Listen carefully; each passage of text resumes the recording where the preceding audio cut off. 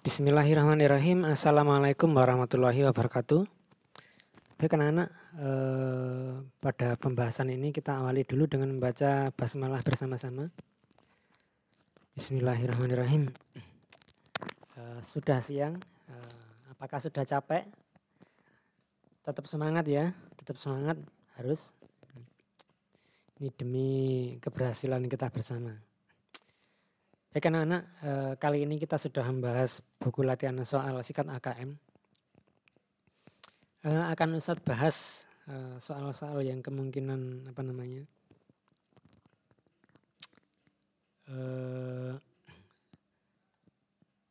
agak membingungkan untuk dijawab ya. Untuk nomor 1 ini langsung saja, yang B ya sudah langsung ketemu yang ini ya. Terus kemudian untuk nomor 2, mengapa penulis masukkan letusan Merapi pada tahun 2010 ya. Ya ini supaya untuk membandingkan ya, betapa Merapi yang sudah luar biasa itu ternyata belum apa-apanya dibanding Toba Muda ya. Sangat luar biasa sekali. Terus nomor 3, berapa kubik perbedaan antara material letusan Gunung Tambora dengan Toba Muda. Ini Tambora ini ya 160, Toba Muda 2800. Dihitung aja berapa 2800 dikurangi 160. Terus berikutnya nomor 4, dari gambar dapat disimpulkan bahwa ini ya perbandingan yang sangat ekstrim dengan selisih kurang lebih 2600-an kubik. Nah ini. Terus nomor 5C ya, letusan Toba Muda kemungkinan akan terjadi sekitar 266.000 ini ya. Yang lainnya tidak sesuai. Terus berikutnya nomor 6. Apa yang dapat disimpulkan dari pernyataan pentingnya merencanakan finansial untuk anak? Jawabannya di sini adalah C ya.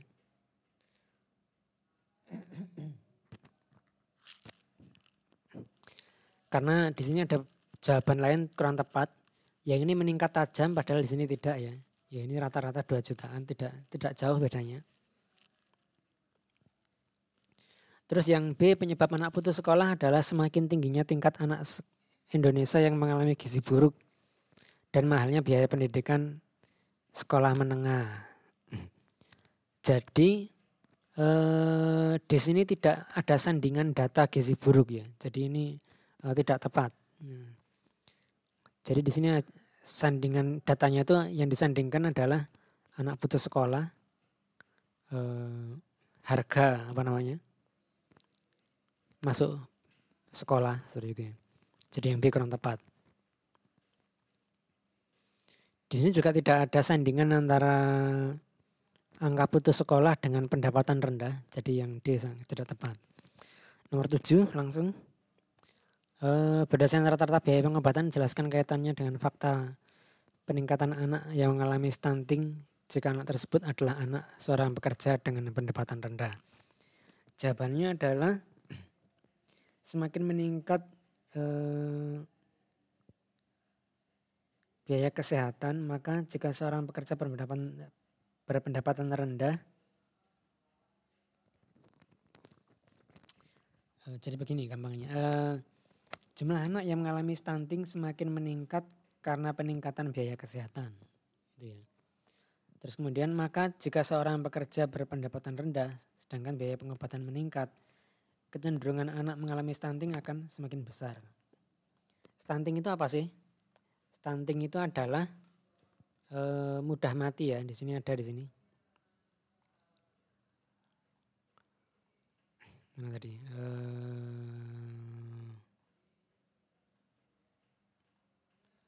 Mana tadi? Nah ini. Vulnerable, mudah mati. Berikutnya nomor 8. Tujuan penulis menyajikan data tersebut adalah untuk menyadarkan membaca akan pentingnya merencanakan masa depan anak sejak dini ini ya. Kalau bahaya stunting nggak terlalu banyak dibahas di sini, nggak dibahas malah ya. Hanya sedikit saja gitu ya. Jumlah anak yang mengalami gangguan kesehatan nggak ada sajian data tentang itu. Memberikan kesadaran tentang meningkatnya biaya kesehatan Ya ada, tapi kan ini sebagian bukan menyeluruh. Ya. Jadi yang mewakili semuanya ya yang A. Nomor 9, jawabannya adalah A ya, meyakinkan karena ini sajian data gitu ya. Kalau mengkritik di situ tidak ada kritik, kalau netral juga tidak ada pihak yang dipertentangkan. Kalau negatif juga bukan informasi yang bersifat menyerang di sini seperti itu. Berikutnya nomor 10, jika seorang memiliki 2 anak yang bersekolah di tingkat SD dan SMA di tahun 2017, berapa banyak peningkatan biaya pendidikan per tahun yang dirasakan? Nah, berapa ini? Dikali aja, SD 2 juta, SMA 2,7 juta, 4,7 juta. Kok dikali, di jumlah ya. Berikutnya teks ketiga anak-anak. Langsung ke soal. Fakta yang berkaitan dengan, ini nomor 11, fakta yang berkaitan dengan anak Indonesia yang meninggal sebelum mencapai usia 5 tahun adalah, apa nih? Menduduki peringkat 5 tertinggi di dunia ini ya. Ini. Nomor 12, berapa banyak anak Indonesia yang mengalami stunting? Yaitu sebanyak, mana nih? 36% ya. Dikali 81,3 juta. Hasilnya berapa? Ya kurang lebih 29 juta sekian. Ya. Berikutnya, mengapa penulis memilih untuk memulai penjelasan dengan menyampaikan jumlah penduduk Indonesia dan angka 81,3? Karena untuk membandingkan data ya, jumlah anak di Indonesia dengan jumlah penduduk Indonesia secara keseluruhan. Terus info yang disampaikan berdasarkan pada asumsi apa ini? Sensus penduduk 2010 tidak valid.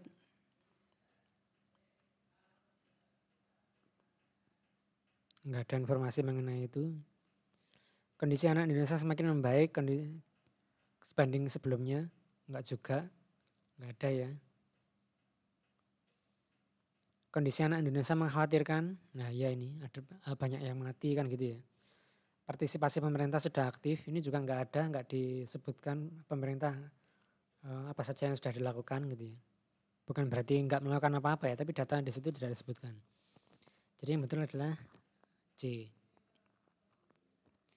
Nomor 15, setelah membaca informasi yang disajikan di wacana, tindakan apa yang diharapkan oleh penulis dilakukan oleh pembaca? Lebih memperhatikan dan fokus terhadap kesehatan dan perkembangan anak. Jadi itu. Berikutnya teks yang keempat, penyebaran COVID. Ya ini ada ini di Cina sekian, di dunia sekian, biru ini positif, merah meninggal, hijau sembuh.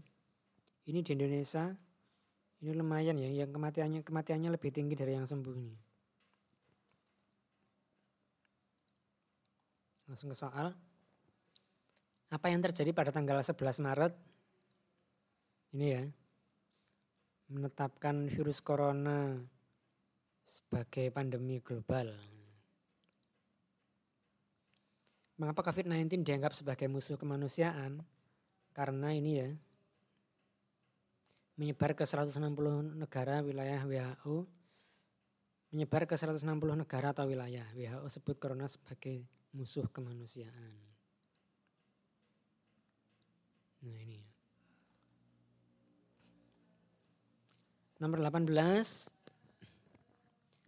Dari data perbandingan positif terjangkit sembuh dan angka kematian di dunia, apa yang dapat disimpulkan? Yang dapat disimpulkan A nih ya. Kemungkinan untuk disembuhkan semakin meningkat ya. Nah ini. Angka sembuhnya banyak. Berdasarkan informasi tersebut, sampai kapan data tersebut valid? Nah ini ya, ada tanggalnya, data hingga 19 Maret pukul 12. Karena boleh jadi setelah itu ada perubahan peta lagi berdasarkan data yang berubah juga. Terus terakhir, Jumlah kematian pada tanggal tersebut di Indonesia sangat mengkhawatirkan karena ini tadi ya, ini ya.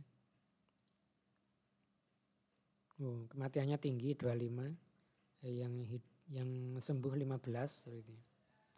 Jadi selisih kesembuhan dan kematian sangat dekat yaitu 10 orang. Baik itu insya Allah pembahasan kita anak-anak. Semoga singkat dapat dipahami. Terima kasih atas perhatiannya dan semangat belajarnya. Kita akhiri dengan membaca hamdalah. Alhamdulillahirrahmanirrahim. Terima kasih. Sampai ketemu lagi besok. Assalamualaikum warahmatullahi wabarakatuh.